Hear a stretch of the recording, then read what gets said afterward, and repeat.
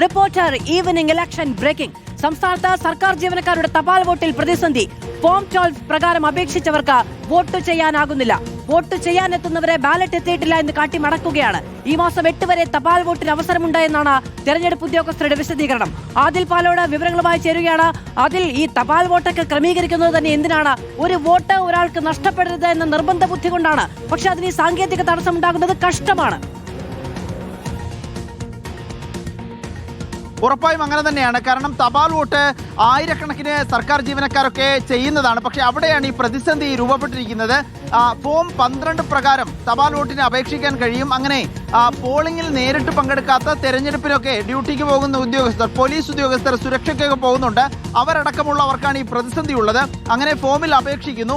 അങ്ങനെ ജില്ലയിൽ ഒരു കേന്ദ്രം അനുവദിച്ചു കിട്ടുകയാണ്. അഥവാ ഞാൻ എറണാകുളത്താണ് ജോലി ചെയ്യുന്നതെങ്കിൽ എറണാകുളത്തൊരു കേന്ദ്രത്തിൽ എനിക്ക് തപാൽ വോട്ടിന് അനുവാദമുണ്ടാകും. പക്ഷേ അങ്ങനെയെങ്കിൽ ഞാൻ എവിടെയാണോ എനിക്ക് വോട്ടുള്ളത്, തിരുവനന്തപുരത്താണെങ്കിൽ തിരുവനന്തപുരത്തെ റിട്ടേണിംഗ് ഓഫീസർ, ആ മണ്ഡലത്തിലെ റിട്ടേണിംഗ് ഓഫീസർ എനിക്ക് ബാലറ്റ് തയ്യാറാക്കി അവിടെ നിന്ന് ഇഷ്യൂ ചെയ്ത് എറണാകുളത്തേക്ക് അയക്കേണ്ടതുണ്ട്. ഇങ്ങനെ അയക്കുന്നത് വൈകുന്നതാണ് ഈ പ്രതിസന്ധിക്ക് കാരണം എന്നുള്ളതാണ്. പലയിടത്തുനിന്നും വരുന്നില്ല. പല ഉദ്യോഗസ്ഥരും തപാൽ വോട്ടിനായി ജില്ലാ കേന്ദ്രങ്ങളിൽ എത്തുന്നുണ്ട്. പക്ഷേ ജില്ലാ കേന്ദ്രങ്ങളിൽ എത്തുമ്പോൾ നിങ്ങളുടെ ബാലറ്റ് വന്നിട്ടില്ല എന്നാണ് അവിടെയുള്ള തെരഞ്ഞെടുപ്പ് ഉദ്യോഗസ്ഥർ അറിയിക്കുന്നത്. വലിയ പ്രതിസന്ധിയാണ്, നമ്മൾ ഉദ്ദേശിക്കുന്നതിലപ്പുറമുള്ള പ്രതിസന്ധിയാണ്. 1-ാം തീയതി മുതലാണ് തപാൽ വോട്ടിംഗ് തുടങ്ങിയത്. ഇന്ന് 4-ാം തീയതി ആയിരിക്കുന്നു. 8-ാം തീയതി വരെയാണ് തപാൽ വോട്ടിംഗ് തുടർന്നു പോവുക. അങ്ങനെ പകുതി ദിവസം പിന്നിടുമ്പോഴും ഇപ്പോഴും ഭൂരിഭാഗം ബുദ്ധിമുട്ടുള്ളവരാണല്ലോ അതിൽ ഇതിനൊക്കെ തയ്യാറെടുക്കുന്നത്. വീണ്ടും തിരികെ പോയി വീണ്ടും വന്ന് വോട്ട് രേഖപ്പെടുത്തുക എന്ന് പറയുന്നത് സാധ്യമാകുന്ന സാഹചര്യം എല്ലാവർക്കും ഉണ്ടാകില്ലല്ലോ.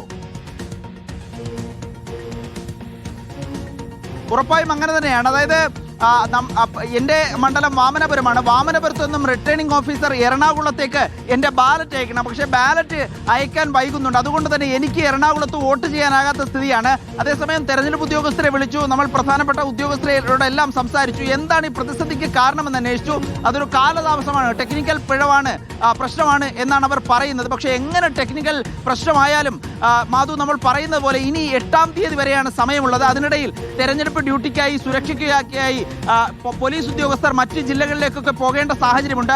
അവർ അപേക്ഷ കൊടുത്ത് തപാൽ വോട്ടിനായി കാത്തിരിക്കുകയാണ്. 1-2 ദിവസം മാത്രമാണ് ബാക്കി. അതിൽ ഈസ്റ്റർ അടക്കമുള്ള അവധി ദിനങ്ങളും പെടുന്നുണ്ട് എന്നത് പ്രതിസന്ധിയുടെ ആക്കം കൂട്ടുകയാണ്. ഏതായാലും തപാൽ വോട്ടിനെ സംബന്ധിച്ചിടത്തോളം നിർണായകമായ പ്രതിസന്ധിയിലേക്ക് കാര്യങ്ങൾ പോവുകയാണ്. അതിനിടെ തെരഞ്ഞെടുപ്പ് ഉദ്യോഗസ്ഥരും മുഖ്യ തെരഞ്ഞെടുപ്പ് ഓഫീസറുടെ ഓഫീസും വിശദീകരിക്കുന്നത് റിട്ടേണിംഗ് ഓഫീസർമാർക്ക് അടിയന്തരമായി തപാൽ വോട്ടിനുള്ള ബാലറ്റുകൾ വളരെ വേഗം ഇഷ്യൂ ചെയ്ത് അതത് ജില്ലകളിലേക്ക് അയക്കണമെന്ന് നിർദ്ദേശം നൽകിയിട്ടുണ്ട്. ഏതായാലും